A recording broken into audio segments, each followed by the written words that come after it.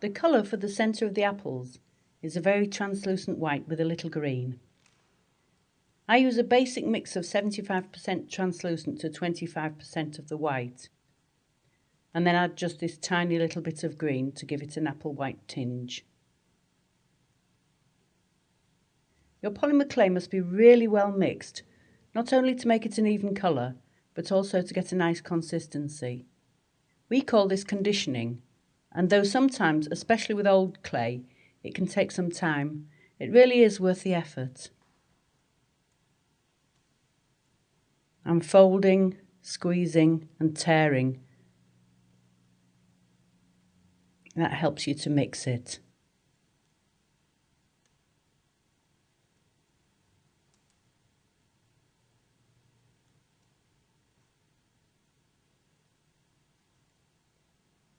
As I say, it does need to be mixed really, really well.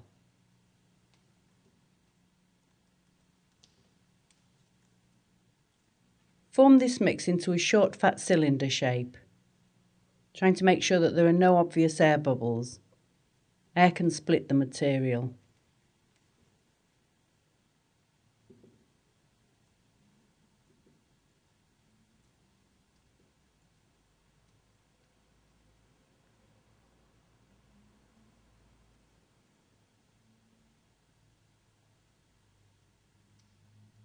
Doesn't want too deep an indentation in the middle either. Must be a bit like a cotton reel or a bit shorter.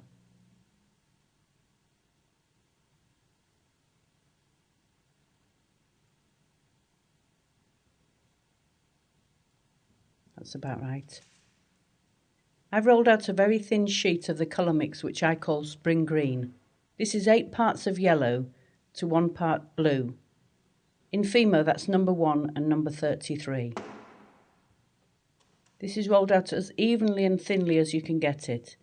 You can use a glass bottle, but I use a pasta machine for a really even thickness. In this case, I've used a very thin setting, but all pasta machines vary in their settings. Wrap this cylinder with the green, making sure you've got a clean edge to start off with. Where the colours overlap, rub it gently so that you can see the cutting line.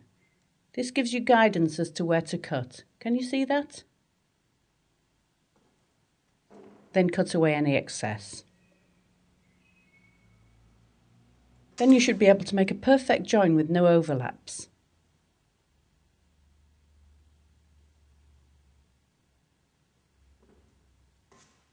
Any extra you have, you can cut off at this stage.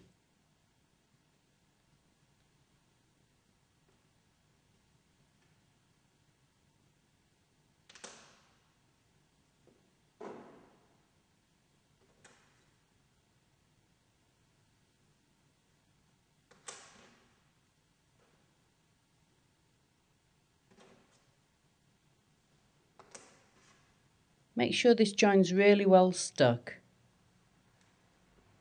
and then you can start to lengthen it. Check for any air bubbles. Look, there's one there. And pierce these to let the air out. I usually use my blade diagonally to do this. It's very important since any air can cause the skin to bulge and rupture later, and that forms at least streaks. So really make sure all that air's gone.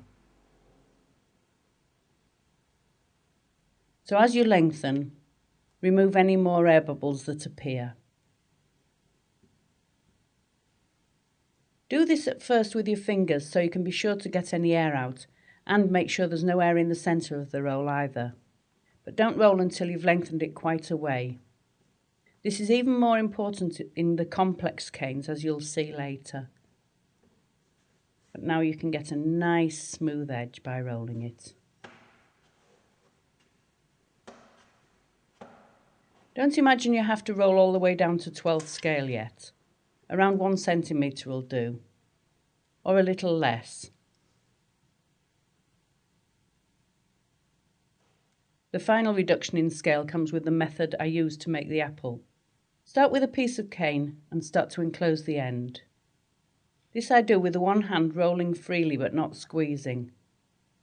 The finger and thumb of the other hand gently persuade the green to close over the white without forming a point. To stop the point forming, you can pat the end down to blunt it if necessary. What you shouldn't do is rub away any traces of the join.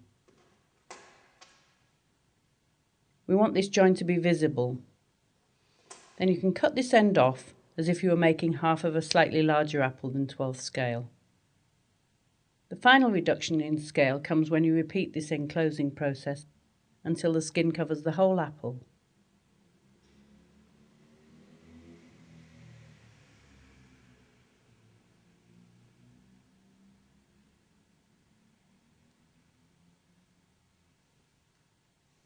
There, you need to see both ends.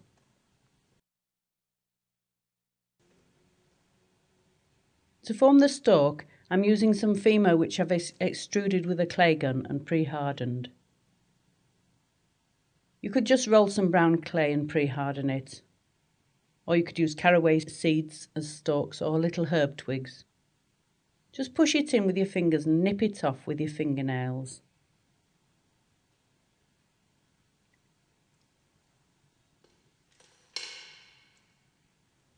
If you have no fingernails, you can use nail scissors.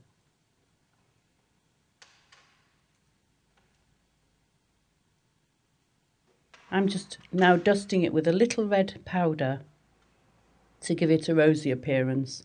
You can use sugarcraft powder or even makeup.